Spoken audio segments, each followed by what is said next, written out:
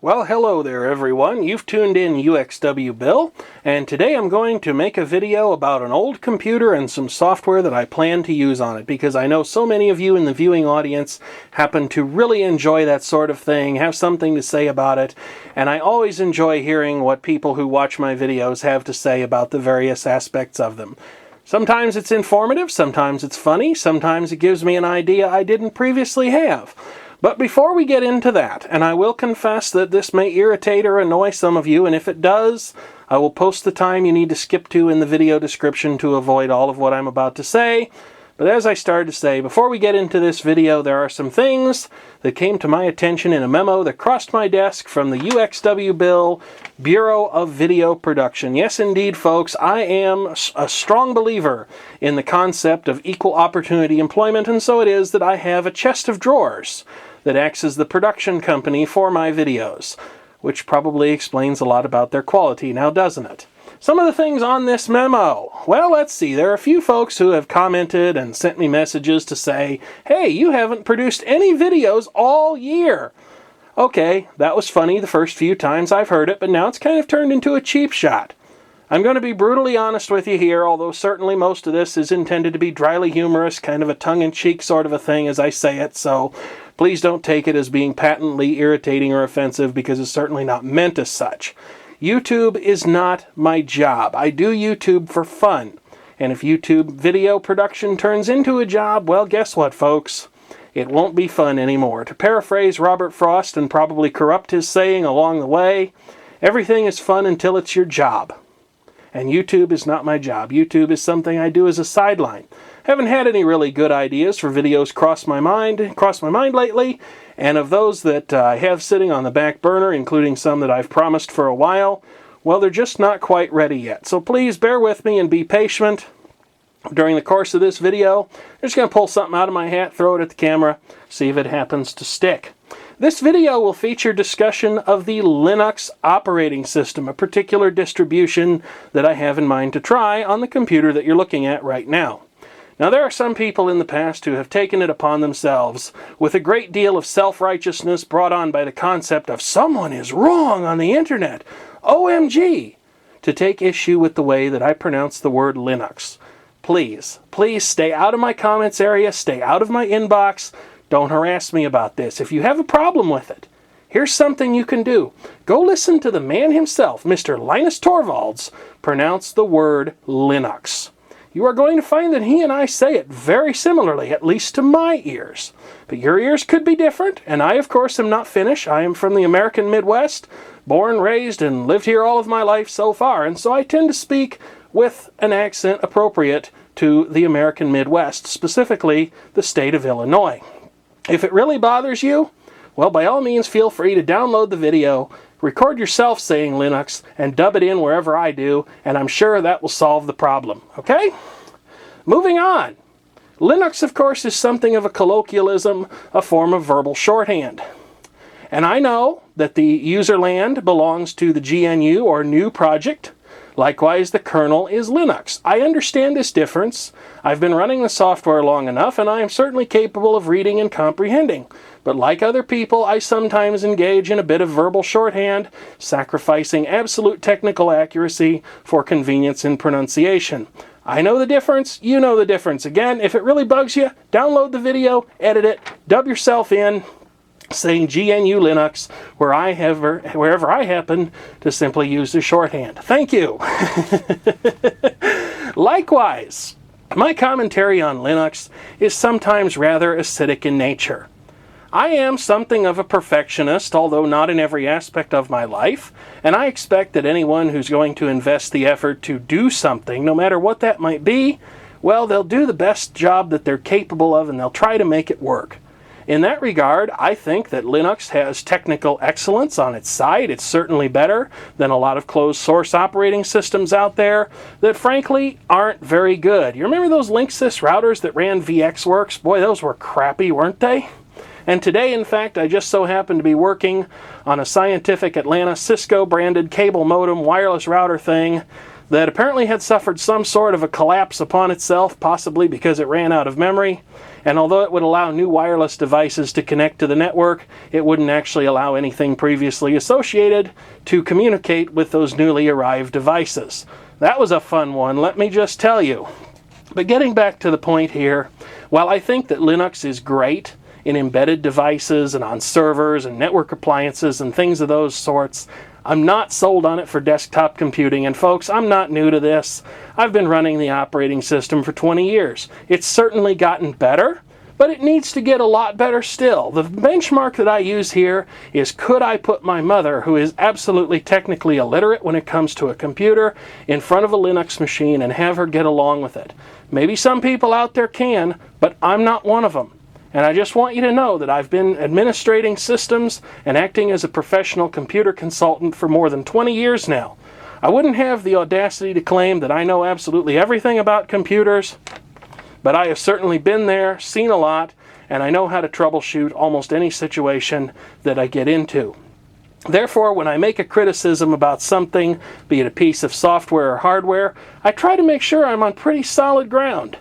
And I certainly don't expect that devices which are patently incompatible with the GNU Linux operating system are going to work perfectly. I understand that hardware manufacturers don't always cooperate. We'll see some of that a little later on in this particular video, some of the points I'm going to touch on during that particular area of discussion. But like I say, we'll come to that a little bit later. And then finally, a word about my use of old computers, their power usage, and virtualization. Folks, I like playing with old computer hardware. I'm not going to deny it. Maybe some of you don't. Maybe some of you feel that a computer that's more than 5 years old needs to be steamrolled into the ground and made into something else. That's certainly your prerogative, but it is not an opinion that's universally shared. And again, please stay out of my inbox if that's what you're going to say, because it won't get you any sympathy from me. Trust me, I know what virtualization is. I know how much power these things draw. I'm over-equipped to measure those things. And I pay my electric bill perfectly well every month. So please, don't harass me about that. I know it sounds like I'm just whining and complaining here, and I'm sure some of you are very sick of it. You can go down to the video description at any particular moment, and you can click ahead to the time when the meat and potatoes of this particular video happens to start. And of course, sometimes I make mistakes in my videos. Please be gentle with me. Don't come down on me so terribly hard. Oftentimes, if I note an inaccuracy, if it's bad enough, I'll reshoot that portion of the video. If it's not that bad, I'll leave a note to some effect, either in a video annotation, the video description, or a comment. So before you go in that self-righteous manner and say, someone's wrong on the internet, take a look around at those areas, because I might have touched on it. All right, folks, sermon concludes. Let's get down to brass tacks here. I'm taking a bit of a page from Harley Badger and Spats Bear's recent video about old-fashioned electric heaters. You see, the weather has turned cold here recently in Illinois, and I don't just mean slightly cold, I mean really, really achingly cold. And it's cold down here in the basement. It's about 65 degrees at any particular point in time, even though this room is one of the few down here that is served by a heat vent. We are unfortunately saddled with the problem of some leaky old-style windows in this house. Just one of the many joys of living in an old house. So what have I decided to do about it? Well, I have decided to take something from their video about electric heaters, and I have decided to employ a properly made vintage electric heater. This particular model is prominently called out too, as being manufactured by Dell. And it is extraordinarily simple to operate and remarkably effective for the simplicity in operation that it boasts. All you have to do to turn it on is push this button right on the front. The fans start running. The screen that might be plugged into it lights up, and heat is almost immediately and effectively produced from outputs on the back end of the heater itself. Now, I don't know about you, and I certainly can't hope to speak for anyone other than myself, but when you get a room heater and a computer all in the same device for just $5, well, I have to say I consider that one heck of a good deal. This is actually another recycling rescue. I found this cast off in a computer store where I've never seen anybody doing any business, but somehow the place has been around about forever. Although their prices are completely out to lunch, I managed to talk to the guy who owns it, and he agreed to sell me several different computers for $5 a piece. And of course, everybody knows I'm a sucker for old computer hardware. I like playing around with that kind of stuff. I touched on the virtualization rant just a couple of moments ago, but here's one very important difference between physical computer hardware and that which is virtualized. When things go wrong and your computer starts making you angry and your temper gets the better of you, and I admit I have kind of a bad temper. It's never showed up on YouTube, and you should certainly hope that it doesn't. I give a lot of warnings along the way, but when I've had enough of something, oh yeah, I go pretty much from zero to coming off of my hinges in absolutely no time flat. And it is here that real physical computer hardware has a significant advantage over that which is virtualized, because you can take this outside and you can throw it off your roof, run it over with your car, set fire to it. If you live in a 220, 240 volt country, or you have a step-up transformer, you can switch the power supply to 115 volts, watch the fireworks. You can't do any of that with a virtualized machine. Unfortunately, for all the enhancements and advances that we have had in computing over the years, nobody has made it possible to really take out your feelings on a piece of recalcitrant or otherwise misbehaving software. And that is truly unfortunate. Somebody should really get to cracking on that.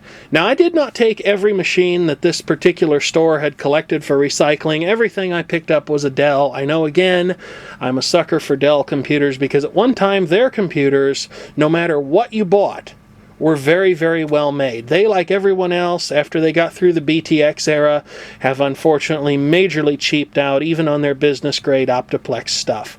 But for a long period of time, from the late 90s up to the mid-2000s, before the Dell Dimension line disappeared, and a little bit beyond that for the Optiplex line, these really were some superior quality computer systems. They're very well made, and if you pick one up from somewhere, it's almost certain that it's going to work. There are only a few stupid things along the way that Dell has done to give some otherwise excellent systems a black mark, like loading them with reprehensible kinds of crapware that nobody wants and that might be very difficult to get rid of, not providing actual operating system installation media, and providing low-end machines that were otherwise some of the best you could buy with far, far too little random access memory to make productive usage of them possible.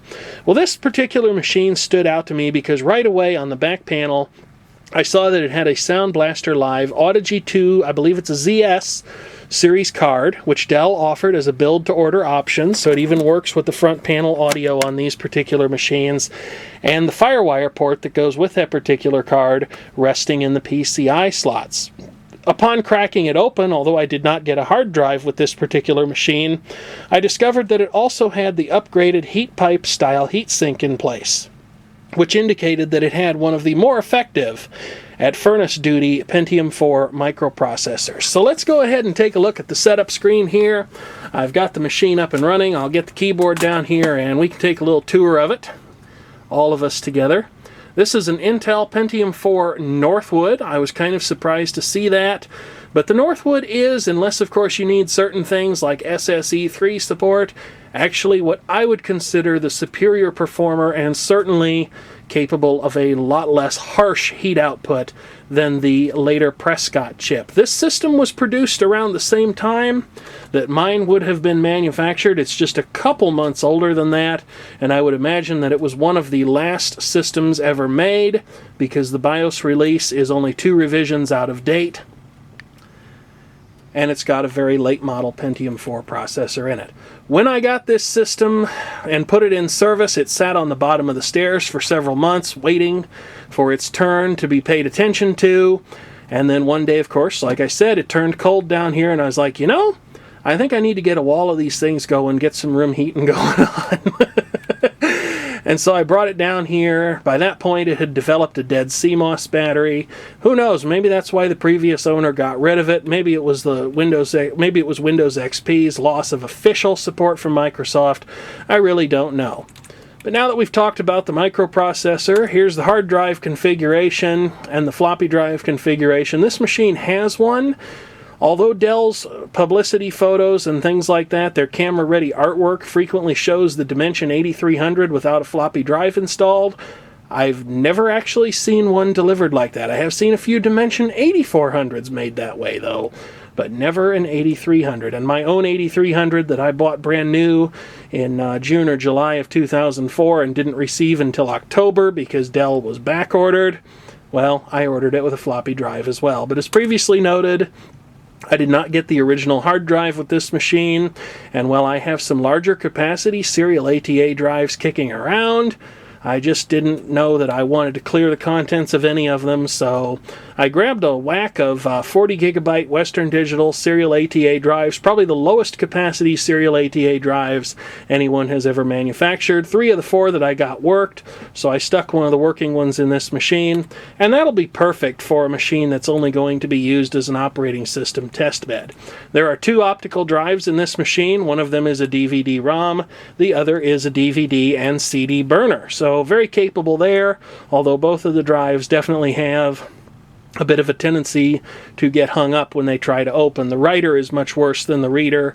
You have to sit there and spam the eject button quite a bit in order to get any kind of a result from the second drive. It just needs a new belt, which again we'll have a demonstration regarding that a little bit later.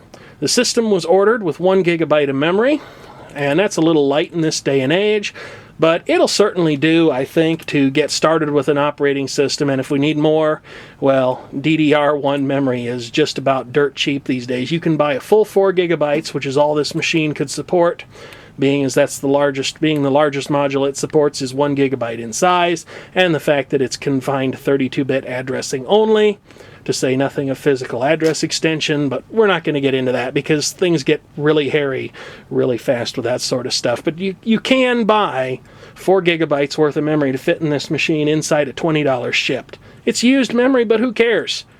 Memory modules either work or they don't.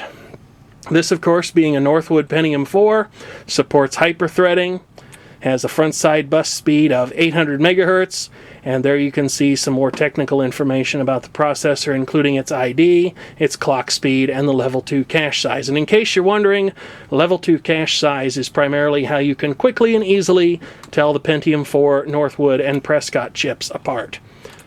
We have the usual run of integrated devices on this machine. There is no integrated video, and unfortunately I'm a little bit unhappy about that. But again, we'll get into that a little bit later. There's not a whole heck of a lot to look at in here that's very exciting. We'll see what's in the system event log. It looks like it's logged a couple of events since the time it was manufactured. I cannot explain the memory size different messages, although they may have come from when this system was manufactured. Although if they did, it's a lot later than I stated earlier. It was actually manufactured at the end of August, from the looks of things. A lot of keyboard errors logged over the years. Maybe they had pets or something, I don't know, and they were constantly walking on the keyboard or turning the computer on or something like that. You can see where the CMOS battery failed and reset the time and date to 0. I can't speak to the last time this machine would have been active. I agreed to leave the hard drives in the care of the computer shop owner, so I can't even tell you what this thing would have done in a previous life. Although the less I know about that, the better. It certainly looks like someone was using it for quite a while with the CMOS battery having gone flat, because there in 2009 is another power on self-test error, 2010, 2012. So yeah, maybe it was probably in use right up to the point where Windows XP lost support, at least on a sporadic basis. But all of that's very interesting. It's still not why we came here. I'm going to try an operating system on this thing that I have never tried before. This is an Ubuntu Linux derivative. Now, some people like Ubuntu Linux and its derivatives. Some people really hate them. In the face of some controversial decisions that have been made by Canonical Limited, the mothership, the parent, the gatekeeper, caretaker, whatever you want to call them for Ubuntu Linux, some people have jumped ship over to Linux Mint. Linux Mint's a popular distribution. I really do like it. But I decided to do something a little bit different here, especially in light of the fact that this is older hardware. There are other derivatives of Ubuntu Linux out there. One of them is known as SolydX or SolydXK. The difference between the two being that one of them features the XFCE graphical desktop environment running inside of X Windows. The other one features the K desktop environment, or KDE. Now, personally, out of all the desktop environments that are out there, I think XFCE is pretty good. My own personal choice would probably be KDE, the K desktop environment. I'm less a fan of other offerings such as the GNOME desktop environment and things along those lines. But what we're going to try today is the XFCE version of SolydX Linux. And in order to do that, we're going to need to get the optical drive to open. Opened on the second try. As proof that I have learned nothing from my last epic Linux and computer build video, well, I'm doing this installation from a DVD recordable disc. I had some particular bright spark comment on that video. Hopefully they're not watching this one because I can hardly wait to hear what I'm going to get for that. That, I should try using DVD and minus or plus R media. I forget exactly what they said. And when I mentioned that I had, and you could tell that in the video because of the disc color, hello, that's how camera equipment gets broken right there. That's what that is. They said, well, how does that matter? Well, guess what? Plus R and minus R discs, they tend to be kind of a purplish color. You can see it here. If you don't get horribly distracted by the ugly person operating the camera in the background, while the rewritable media tends to be kind of a dull gray in color. So we'll see if this optical drive takes it any better than the other one did. I believe this one's a Hitachi LG drive, and this one, the burner, is from TIAC. And it's kind of surprising the way Dell chose to set this up. These are the original drives that came in the machine when it was delivered from the factory. This one, the more capable of the two, is actually the slave device. And that runs counter to everything I've ever heard and done, but they did it, and I guess it worked. So let's go ahead and just reboot the system here. I probably should have net booted it one more time because I wanted to update the Dell BIOS to the latest release, which is A07. I've requested the boot menu here just to start getting this thing rolling. Now, SolydX or SolydXK Linux is only provided by its distributors as a 64-bit version, but there is a community version available that's compiled for use on 32-bit only systems such as this. So let's go ahead and see what happens here. It's sitting around for a while. I've made the assumption that these optical drives actually work. Maybe they don't. Maybe they're too dirty to work. I haven't really done what I should have done because, again, it's so achingly cold outside and blown the dust out of this system. But it looks like we've hit our first roadblock along the way, and I just realized that I've forgotten to do something that I wanted to do before I actually started this process. So I don't know what's going on here, but I guess we'll be back in a bit when I figured it out. Maybe I'll have to swap one of these optical drives for one that I know to work. Hard to tell, but I'll be right back in just a few, and we'll see if I can get around that, as well as do some other things that I intended to do to this system before I tried to install an operating system on it. Well, I certainly think it can be said without any fear of contradiction from the viewing audience that yes, I should have taken this computer outside and blown it out with the air compressor despite the fact that there were blizzards blizzing and things freezing outside. I should have just braved the cold, sucked it up, and done it anyway, because there is a lot of dust packed up in very interesting places inside this machine. You can see some there in the hard drive cage area, all that sort of stuff. Of course, with any second-hand computer, you can find all sorts of interesting things going on, a multitude of sins if you're not feeling particularly charitable. And in fact, I did find one in this particular system, although I cannot really fault the previous owner for having done this, because the situation as it is today means that systems with AGP slots are actually at something of a disadvantage compared to those bargain basement machines that are PCI only. You can actually get more current video cards in PCI only versions today than you can AGP cards. This is so totally ironic, it just defies belief, but unfortunately there were computers sold well into the late 2000s, early 2010s, somewhere in there, that because of their bargain basement stature did not happen to have an AGP slot available, and maybe the particular person who did this did not happen to know what this computer's capabilities were, or this was the cheapest and most readily available option. This is a GeForce 6200, 256 megabytes of DDR2 memory. I like this chip because it's cool running, it doesn't use a lot of power, and it provides decent performance. But in recent times, it has been consigned to the dustbin of history by NVIDIA, who now consider it a legacy product and are no longer developing updated drivers for it. And therein lies the rub. If you're going to run Linux, especially if you're going to run it on an older NVIDIA GPU, though the situation is pretty dire for all of their products, well, the open source Nouveau driver is, not to put too fine of a point on it, complete and utter trash. It is the most awful thing I have ever seen, especially with regard to the GeForce 6200. It just doesn't work. And V Westlife made a video talking about Zorin OS recently, and the machine that he was using to test bed it fell victim to the same malarkey. I appreciate the rationale behind using free and open source software whenever possible, but you know what? Sometimes you just have to suck it up, especially if the free and open software choice doesn't actually happen to work. So because this is a PCI only card, and it's no longer supported by the latest NVIDIA closed source drivers for either Windows or Linux, I have decided to park this. I'll save it for another computer. It could certainly still be useful somewhere else. But in the meantime, I have actually decided, as soon as I knock everything over on the table here, to go with something a little bit more potent and certainly AGP native.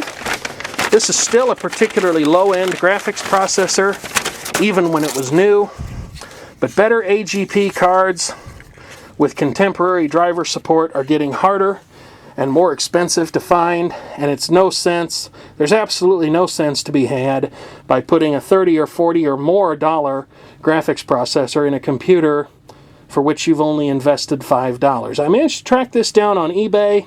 This is an ATI Radeon 2400 Pro. Again, pretty low-end card, but I would imagine it ought to smoke a GeForce 6200, especially a PCI bus-equipped one, right out of the weeds. I don't remember how much video RAM this card has got on it, but I think it's got at least 256 megabytes. The only drawback to this card is that I'm going to have to find a DVI to VGA adapter to actually make use of it. But I'll go ahead and install that in the slot here. Look at this. I am such an optimist. I am going to assume that I can just push this in and have it lock itself into place. And it looks like I was certainly right about that. I don't think this card requires any sort of external power source, which certainly makes it a better bet than some of the later native AGP cards. This is actually a bridge design. The Radeon 2400 video processor is natively PCI Express, but ATI and NVIDIA both developed translation chips for some of their own graphics processors, and the one you see with that light-colored square on the back is actually the translation bridge. They did that on quite a few of their cards. It works perfectly well. They do something similar on their PCI cards, though for those, they can oftentimes use a generic off-the-shelf adapter from Paracom, or a similar semiconductor company like Intel, somebody along those lines. The other thing I'm going to do, I'm going to replace the optical drive because I have one here that I have cleverly indicated it works. This is a rebadged light-on drive. I may really be heading for it, folks. Because the last time I got into having so much fun installing a Linux distribution from a CD, I was using a light-on drive that was only marginally older than this, but it did have more up-to-date firmware. I don't know how old the firmware is on this, or how many versions were released, or even if this could be reflashed to a light-on drive. It does need to be cleaned up. Looks like something sprayed all over it. I know I pulled this out of a junk computer of some kind, but I'll have to swap those green drive rails, and then I'll go ahead and put the drive into place. A couple of interesting things struck me about this system. First of all, for those of you who are wondering, it isn't suffering from any bloated capacitors whatsoever. They're all in good shape and accounted for. Although the Optiplex of the same time was heavily plagued by that issue, I've only ever seen one Dimension 8300 that had suffered from bloated and exploded capacitors, and it was only because some clever clogs had managed to break the fan out of its place, resulting in it falling down on the processor heatsink and being unable to cool anything. This system does have some other oddities in its configuration. You really shouldn't, well, you can't, but that doesn't mean it'll stop me from assuming things about an older computer. But unlike every other Dimension 8300 I've ever seen, this system claims to have what I believe is only a 250 watt power supply, where the other two examples that I have, one of which I bought new, has a 305 watt supply. That's pretty light for a machine with dedicated graphics such as this. The Intel integrated graphics are not implemented, if their logic even exists, in the 875 Northbridge of this particular system. The other thing that's interesting about this system, although it is particularly late production, it did ship with a serial ATA hard drive natively installed. But rather than using the adapter harness that Dell traditionally did, they actually used a standard Molex to serial ATA power adapter. And I know that this says HP PN on it. I don't think that HP in this case is Hewlett-Packard. I think that's actually Hi-Pro, who manufactured some of these power supplies under contract for Dell. Could be wrong about that. Again, someone could have changed this, but most tellingly, there is no special 6-pin connector in this power supply's output loom for connection to a serial ATA breakout and ultimate connection to the hard drives. I would even be curious to know, since the Dimension 8300 was announced at the end of 2002 into early 2003, if the earliest systems actually brought out the serial ATA ports. It makes me wonder, especially seeing a system like this. Although again, my conclusions at best are tenuous because I don't know what this system looked like when it left the factory. That's not the only weird design aspect of this system's motherboard. I always thought it was interesting how Dell placed two of the memory sockets completely upright, and then the other two are placed at an extremely sharp angle, almost flat with the board. Who knows, maybe they had some sort of a timing or distance from the Northbridge that they had to keep in mind in order to make it work properly, but it's certainly a very unique design, and it does complicate installing the other two memory modules. This system is presently configured to run in dual channel mode because of the two modules that are installed. They're both installed in slots with white eject tabs. So if you were to add modules, you would install them in the slots with the black insert and injection tabs. Alright, I got my video card installed, but I need to get that optical drive in, and I can't do that while running the camera, so I'll be right back. Okay, I have returned, and I think I have emerged victorious. It would certainly appear that we're starting to cook with gas, or some close facsimile of such. I went ahead and replaced the optical drive on this machine, just as I had threatened to do, although you can see I've gotten no better about having managed to clean it up. I left this one in place, but it's disconnected just to keep it from muddling the works.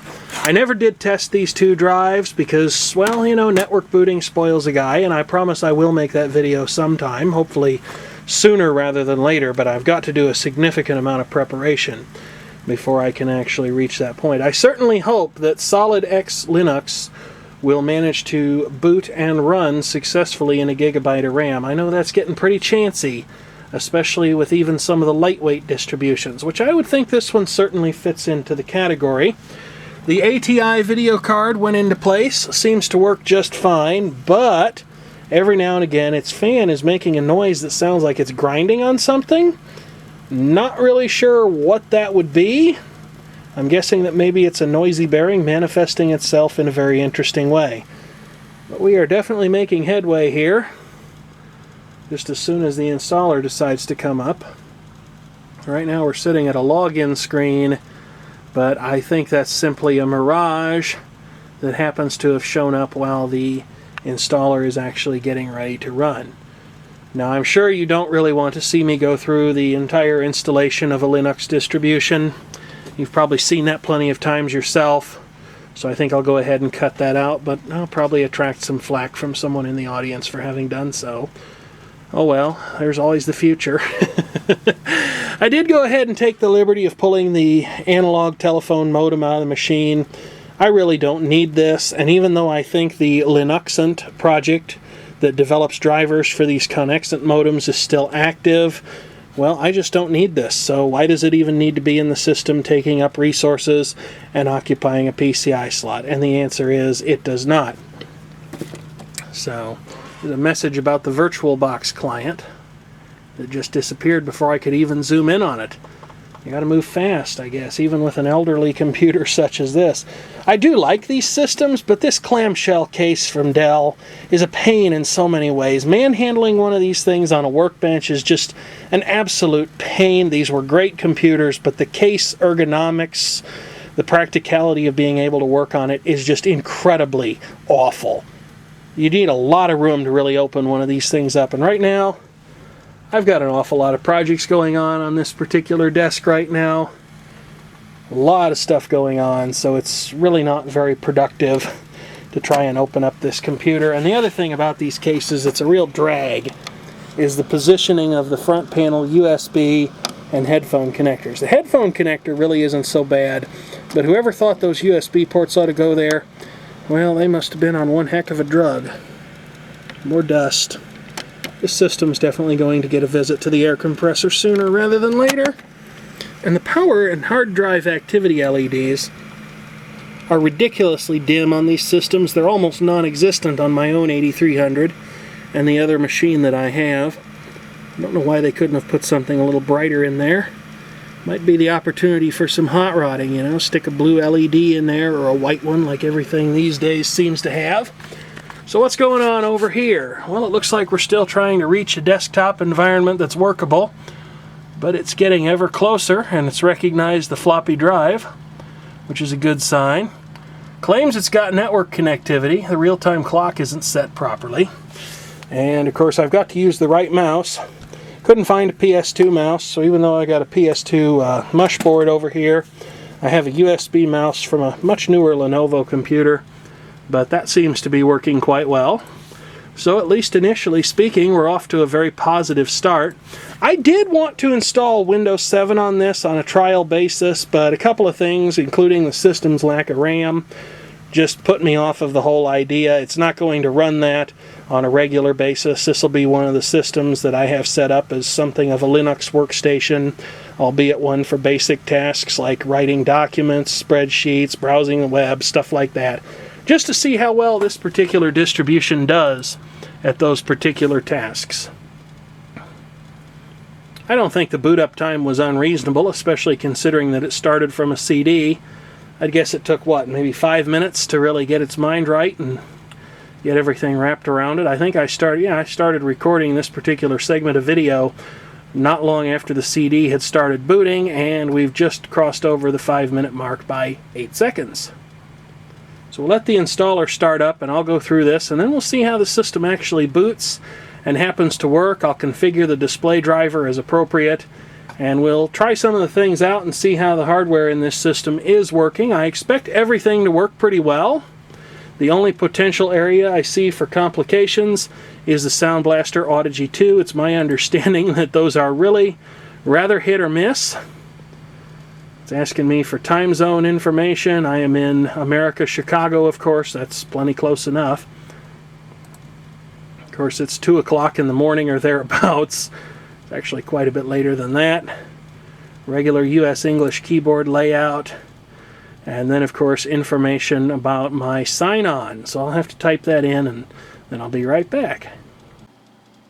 Alright, so I thought that I might jump to the end of the installation when everything was set up and running and the computer had actually booted into its new operating system.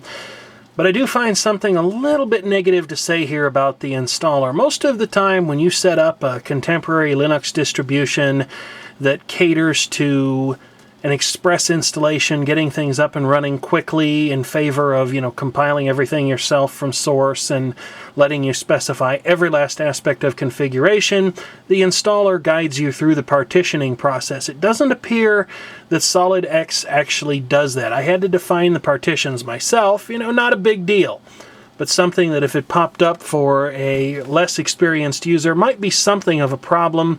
And it's not totally clear how you're supposed to define a root partition for the entirety of the operating system, or whether or not you should actually go so far as to manually configure a swap partition. Now, I went ahead and decided to do that.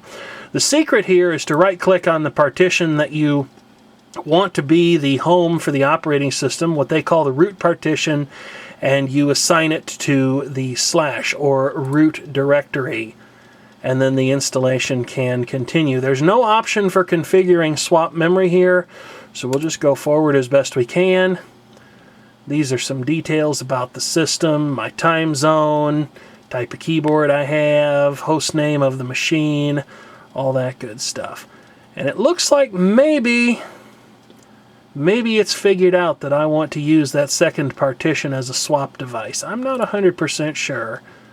I don't know where in the device tree. Yeah, it's being enumerated as dev SDA2. Even parallel ATA and serial ATA disks, although the latter have much more in common with a SCSI configuration, at least from a software perspective, when the controller is running in AHCI or RAID mode. Not supported on this system, but in this day and age, the Linux disk management subsystem considers practically every form of attached storage, even USB and FireWire devices, to fit into some form of the SCSI device class. Again, that's a little bit of an oversimplification of things, but that will do for the time being. So here we go, installing the system. Got a couple of billboards during the setup process. Boy, those have been with us a long time. I remember when those were new and novel back in the days of Windows 3.1, and I suppose they weren't even all that new back then. That was just, what was contemporary when I really broke into the graphical operating environment era from that of MS-DOS. But it tells us all about how wonderful and stable and reliable it is, and you have no idea how badly I want all of that to be true. I think it should certainly be interesting. This being a community build, a contributed build by the community, maybe I should cut it a little slack, although I can't imagine the 32-bit installer is any different from the 64-bit one or the actual operating system itself, although they certainly could have made the assumption that those of us who were seeking out a community build wouldn't mind being a little more intrepid in our interactions with the system, and perhaps even a bit more of an experienced sort, such as myself. So I'm going to go ahead and let this do its installation. It seems to be doing its thing perfectly well, and barring any further interruptions or unusual occurrences or things that seem like they could be in benefit of better documentation, I'll be back in a while, thanks to the magic of video editing. Well, outside of a little sidebar into disk partitioning science, the installation has completed successfully, and now it's time to look at restarting this Dell Dimension 8300 personal computer into its newly installed operating system. So let's go ahead and do that. Just see what happens. If you want to time this, although I'm not going to do any cross comparisons between Windows and Linux, even though I have Windows XP running on nearly identical hardware to this, it's not exactly the same. So the results would hardly be fair, and well, frankly, I don't care. It's a matter of horses for courses. If you're trying to prove a point, I think that's great, but I'm not. I'm just demonstrating an operating system installation on an older computer and, having a good time, doing something that amuses me on a Saturday night going into, well, and truly Sunday morning. It's about 12 minutes past 3 a.m., and I really ought to be going to bed, but I'm not that smart. So let's go ahead and restart here. Just see what goes on. I presume it will at some point either eject the CD-ROM or tell me to go ahead and do so. Presently thinking about it right now. And now we're heading for shutdown. It's cleared away the desktop. I'm impressed with how well it seems to be running for a live distribution in a system with an admittedly ridiculously low RAM ceiling right now.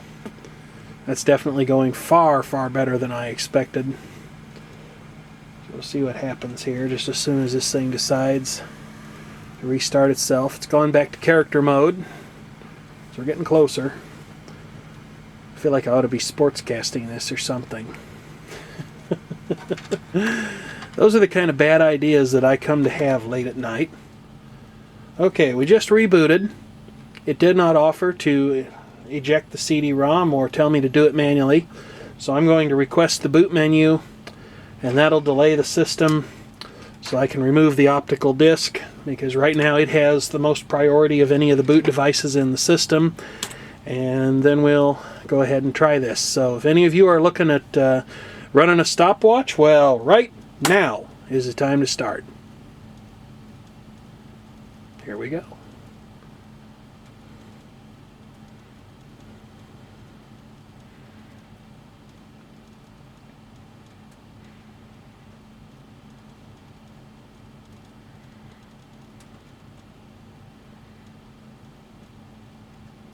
I'm going to try running this machine with both the open source ATI Radeon drivers. I don't remember what they're called because, like I say, I haven't run Linux on a lot of Radeon or NVIDIA systems. I try to stick with the Intel graphics because I've frankly had the least amount of trouble with them. You know, Intel is the one company that's really stepped up to the plate and cooperated for almost all of their graphics products. ATI, AMD has been a little more cooperative, and NVIDIA, of course, has said, we're not doing that unless it's a proprietary driver. Let's see if we can get a more detailed progress screen by pressing the down arrow. Look at that, we can. Isn't that nice? Doing an awful lot of stuff there. Not that I can actually read it through the viewfinder. I wouldn't say it's the quickest thing in the world to start up. And it might be a bit of a load for this hardware, but you never know if you don't try.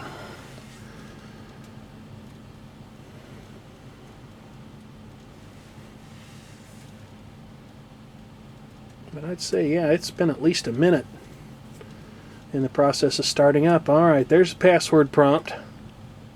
So type that in, I'll be right back. Alright, just typed in my password. Now we're working on getting ready to go to the desktop. The low RAM might be hurting this thing's performance too. Almost every modern operating system that you'd care to name tends to make aggressive use of random access memory that's presently sitting idle for caching purposes, which greatly speeds up the operating system. And of course this is also the first boot, so that caching might be getting profiled at this particular moment as well. But here we are at the desktop. We don't have any icons yet, and it doesn't look like it's quite ready for prime time. But it's trying very hard to be. Looks like we have an introduction screen thanking us for using SolydX K. This, however, is not the K desktop environment version. This is the XFCE version. They'd like us to donate, which of course I'm certainly not opposed to in due time. Although at present, my financial institution is working very hard at putting a real crimp in my style, because they're messing me around about my debit card, which is not fun. I'm sure there are some of you out there who have been there, done that, and gotten the t-shirt. I'm going to go ahead and quit that because I really don't think I need to look at it. And let's see if I can get some sort of a task manager going here. You know, not being terribly familiar with this particular distribution because this is the first time I've run it. Well, I don't know what they call the task manager this week, but I'm sure we can find it. And you have to give everything a fair shake. Yeah, I'm not finding it off the top of my head. There we go, Task Manager. So I don't know exactly where it's grouped, but I managed to find it. And our RAM footprint is actually looking a lot better than I expected. I don't know that a person could reasonably expect to run a modern operating system such as this on truly antiquated hardware, and yeah, the memory usage is spiking way up there. It was at around 110 megabytes, I think. Now it's gone back down. But again, the system may be doing some kind of profiling task, figuring out what it can do, and it might still be settling down after the boot up process, but the RAM footprint's pretty light, and I would think that if you found a Pentium 3 or something with enough enough strength to run software like this, you know, a decent graphics stack or a well-supported graphics processor from that time. Graphics stack? I don't know where that came from. You can tell it's getting late. Graphics hardware with good drivers. So I'm not totally wrong in my categorization, but my phrasing could have certainly been better. This system certainly seems to be doing all right, at least initially. Why don't we go ahead and head over to the web browser. This is just Mozilla Firefox. We'll see how quickly it comes up here. It seems to be thinking about it right now, but here it is. Not quite usable yet. We're going to the SolidXK, home of SolidX and SolidK Linux distributions. But of course, where we really want to go, where everybody wants to go, and I know this is true because you're hearing it on the, you're hearing it via the internet at least. Everybody wants to go to YouTube's best channel, as it used to be called, belonging to my brother, the Keykeeper. And by the way, because so many of you ask about this, all of my brother's channels and some of my friends here on YouTube, they're linked from my channel homepage when you visit with a computer. I can't speak to what it does when you're on a tablet or a phone or something like that, or using a YouTube application, but if you go to my YouTube homepage, youtube.com/uxwbill, you will see a thing off to the right, at least as of this video making, although I think Google is getting ready to put the landmine of a new channel design in place, and they're going to pop it on us any time now, I'm sure, because, you know, it's been, what, a year? We're probably, it's been 3 days, we're probably overdue for that. Anyway, we'll just go ahead and go to YouTube's best channel, that of the Keykeeper, and we'll see how quickly that comes up. That actually seems to come up rather well. And part of the reason we're going to the Keykeeper's channel has to do with the fact that he still has a particularly powerful computer for video editing. Some folks have called me on not uploading in HD, but they don't realize that right now, even though I have high-definition capable camcorders, that's not actually something I could do since my MacBook laid down and died, and folks, it's going to be a long time before I fix it. I'm actually editing all my videos on another one of these machines with a slightly slower processor than this one, a 2.8 Northwood, using a Serif video editor, whatever they call it. I can't think. Movie Plus X5. And it works, but high definition is totally out of the question. Plus, my internet connectivity is really not up to that period, paragraph, hard page break, end of file, and so on and so forth. But one thing I want to see, because the Keykeeper still has a much more powerful computer and also a camcorder that's capable of shooting in high definition, although I never watch YouTube in HD, which is another reason why I don't traditionally upload in high definition, although I certainly had a fling with it there for a while, I want to see what kind of performance we get from video on this system. Now, I would assume that right now we're probably using the open source ATI AMD Radeon driver, but we're definitely using HTML5 video. I don't know how much decoding support a Radeon HD 2400 can possibly lend to the process. It was still very early days for that sort of concept, and that, of course, is, again, a low-end graphics processing unit optimized for use on a severe budget. But we'll see what this system can do. Can it actually manage to play high-definition 720p video, although this panel probably can't fully resolve that, at least not at its intended aspect ratio? Can it do that appropriately? And the answer is it's doing surprisingly well.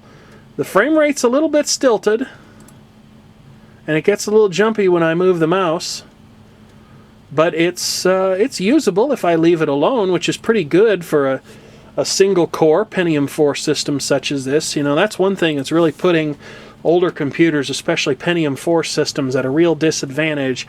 The fact that the very most of them only have the one core. You know, this is hyper-threaded, which helps a little, but still doesn't count as true multiple-core design, and also the fact that the NetBurst architecture upon which this system bases is quite a bit different from the Core Duo, the Core 2 Duo, the i3, i5, and i7, and all of those contemporary microprocessors today, which actually have much more in common with the Pentium 3 and the Pentium M, which followed up after it, than they do with the power-hungry NetBurst era Pentium 4. So this system is definitely at a heavy disadvantage, but from what I'm seeing so far, I'm actually pretty impressed with how well this seems to be working out.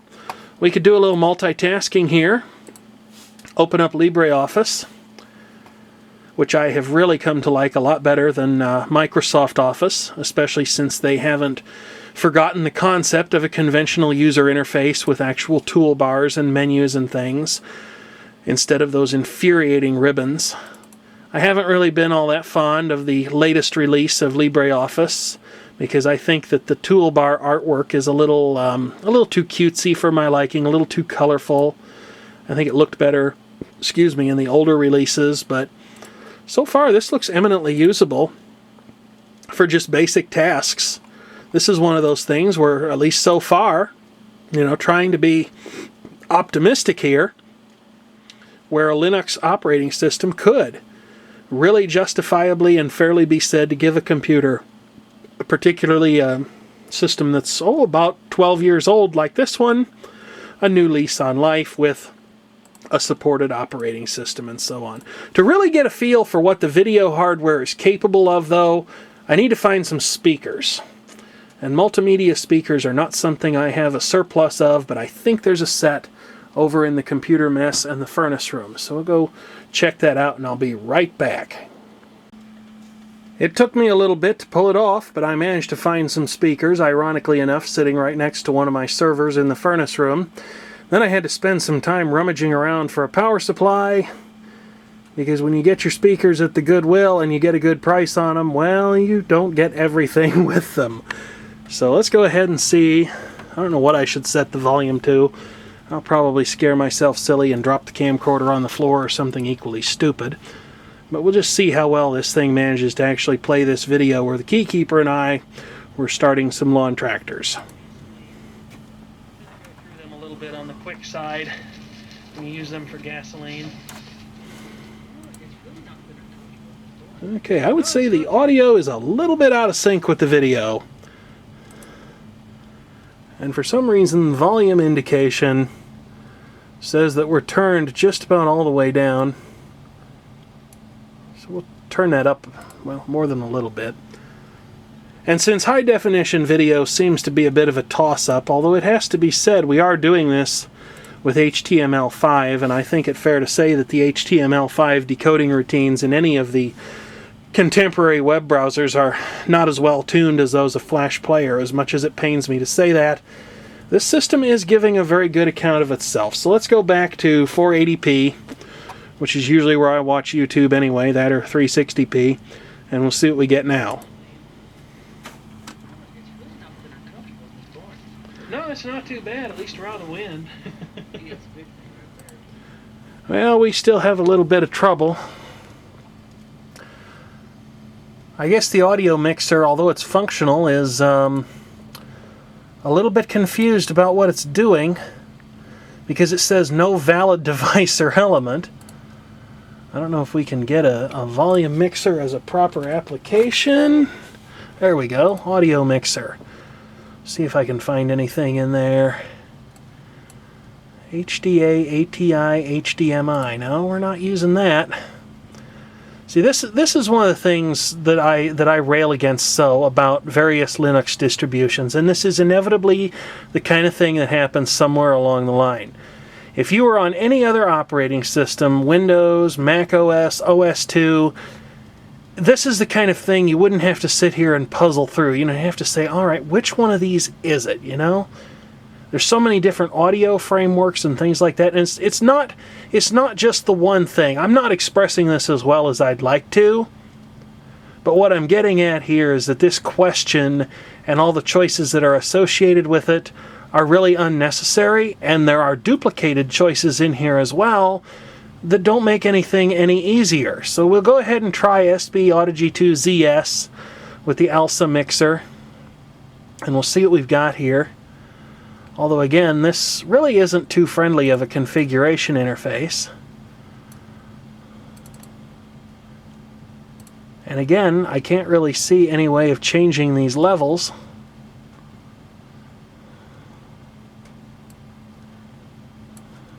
Okay, there we go. Making the window a little longer certainly helped.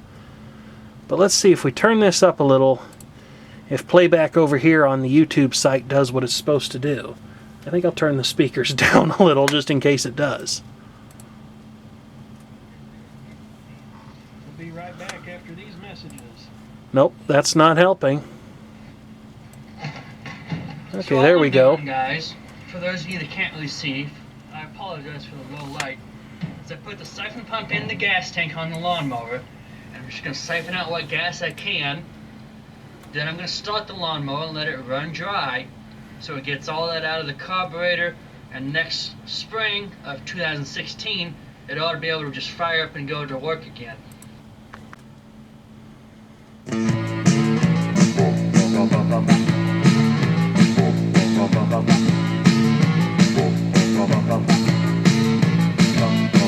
Computers are at my window making irritating noise. Okay, I've been playing around with this for a while now, about a half an hour, just experimenting with various and sundry things in the system.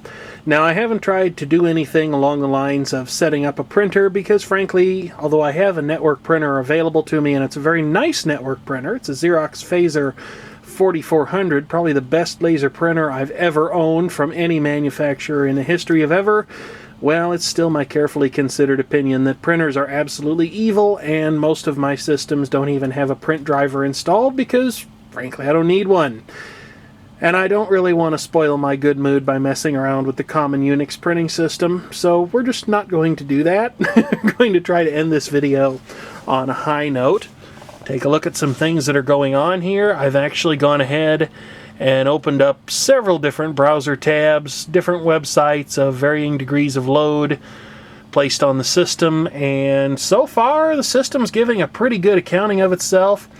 I have opened a whole big whack of applications as well. I have several LibreOffice windows open in addition to those browser tabs. The closed source device driver manager is also open, and this is a little bit interesting. Either my graphics processor is so old that a closed source driver is no longer available. Maybe I'm already using it, but I would really kind of doubt that with the favoring of the fully open drivers that are traditionally placed into use in a default installation of almost any contemporary Linux distribution out there. But it does offer one option. This is very interesting. I don't know what this is doing in here.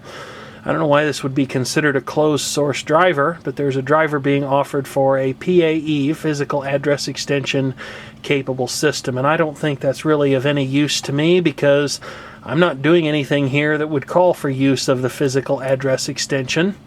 There's no way to install more than 4 gigabytes of RAM in this system anyway, even on an unofficial basis. Its memory controller simply isn't capable of that. So we'll go ahead and close that out. But our memory footprint remains, well, frankly, impressively small. We're using about half of the system's installed memory, a little over half of it by about 80 megabytes, but still that gives it plenty of room to grow, and even though some programs are a little bit sluggish to load, and it seems that my LCD panel has not properly calibrated itself now that I've changed the refresh rate back to 60 Hertz vertical, well, it seems to be giving a pretty good account of itself there too. This system could probably benefit from having a faster hard drive installed or something along those lines. Got the XFCE desktop environment, information dialog displayed there. And of course a couple other things going on here in the background as well. I have VLC Media Player open because I happen to have an audio CD in the CD-ROM drive, and I'm just curious as to how well that actually performs.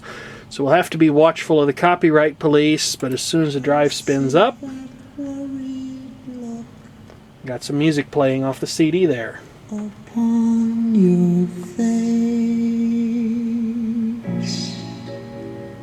you've got your troubles, I've got mine.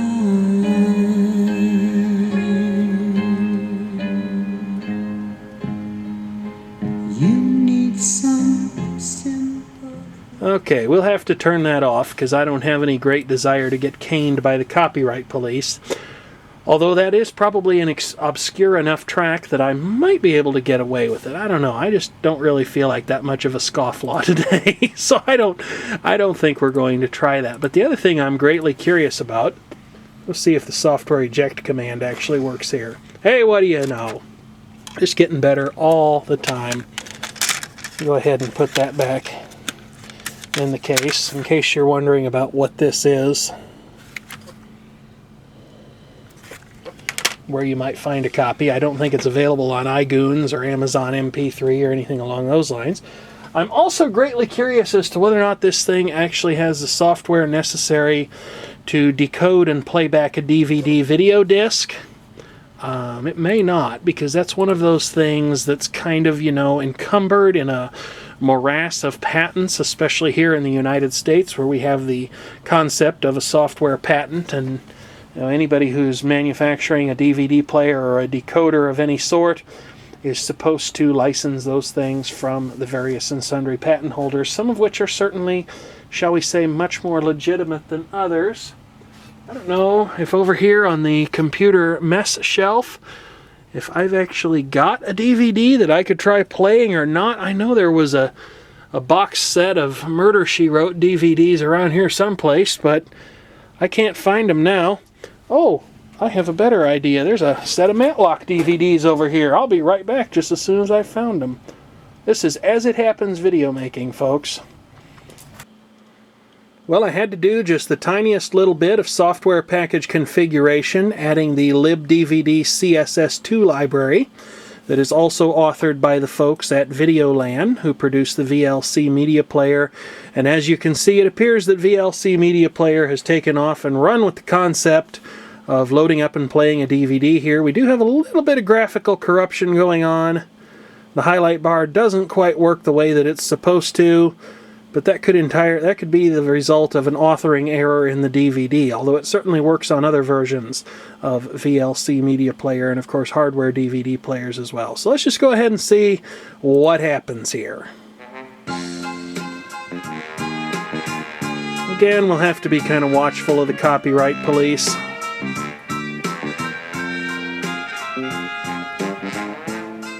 Rest in peace, Andy Griffith. Alright, we'll go ahead and turn that off before we get into trouble.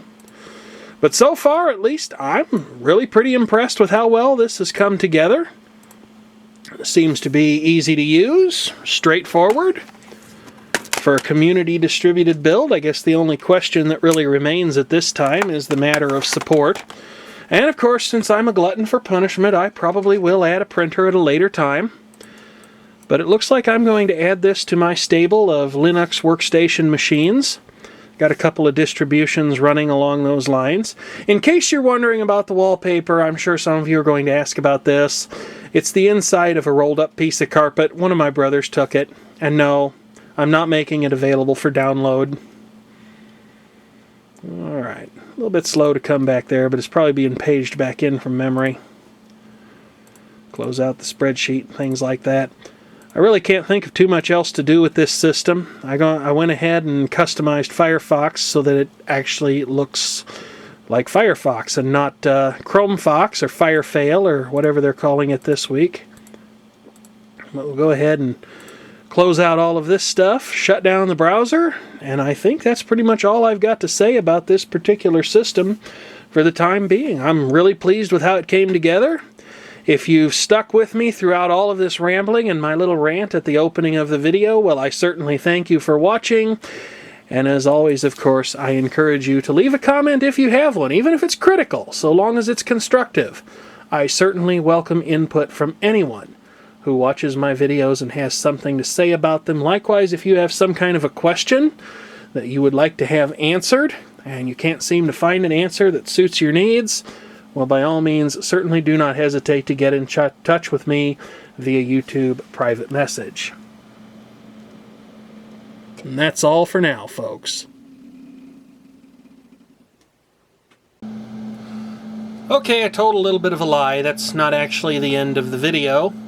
One thing I have noticed is that this unit's Western Digital 40GB hard drive makes a very interesting noise during a portion of its self-monitoring analysis and reporting technology, or SMART, self-test. And while you may not be able to hear it very well, headphone users are probably going to hear it a lot better than anyone with speakers because it's greatly attenuated by the computer case. It does happen to make a very cool noise, which you can probably hear if you listen very, very carefully. Starts now.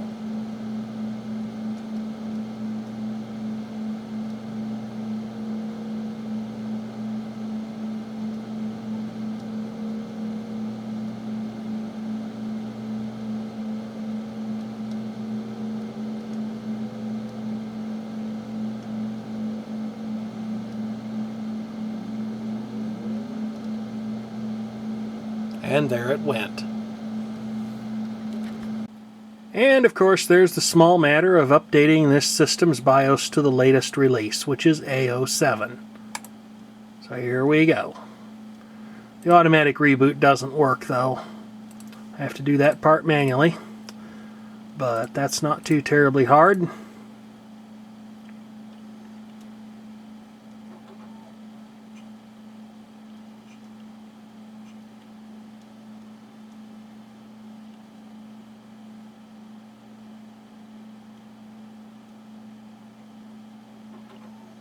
And there it is, it's done. And here's a quick check of something I just so happened to be curious about. Back when fellow YouTuber vWestlife was making various videos discussing assorted Linux distributions, he found a curious bug in one of them concerning removable media drives that don't have anything inserted in them, especially floppy disk drives. So here's a floppy disk drive on this particular system that has no disk in it right now. Let's go ahead and see what happens if we double-click on it. We get an error message. But is that error message properly implemented? Does it require you to take action before you're allowed to do anything else? Or would it be possible to mount some kind of a denial of service attack against the system by repeatedly clicking this icon until the resources of the computer have been exhausted? And the good news is that definitely does not appear to be a problem here in the XFCE desktop environment that is part of SolydX Linux.